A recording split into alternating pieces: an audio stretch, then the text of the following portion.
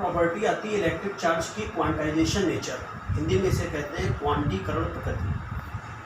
तो according to the principle of quantisation of electric charge, the total number of charge Q of a body is always an integral multiple of a basic quantum of charge which is represented by small।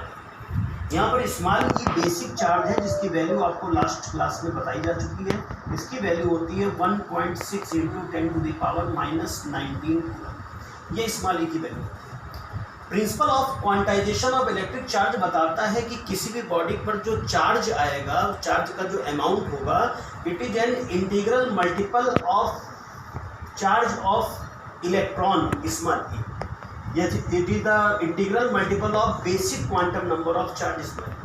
किसी भी body पर जो charge की value होगी वो एक basic quantum number लिया गया है E, उसका इंटीग्रल मल्टीपल होगा। इंटीग्रल मल्टीपल का मतलब होता है पूर्ण गुणज। मतलब E का 1 टाइम्स हो सकता है, 2 टाइम्स हो सकता है, 3 टाइम्स हो सकता है, 4 टाइम हो सकता है, 100 टाइम हो सकता है।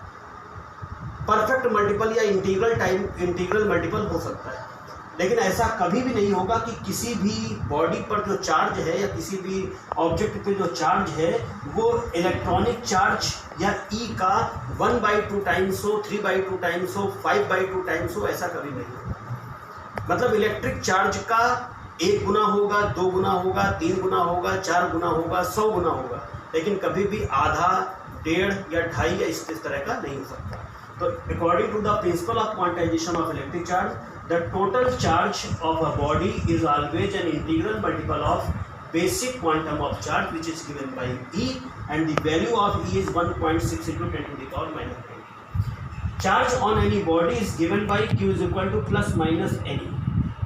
That means amount of charge is given by any, and plus or minus sign is as according to it is positive charge or negative charge।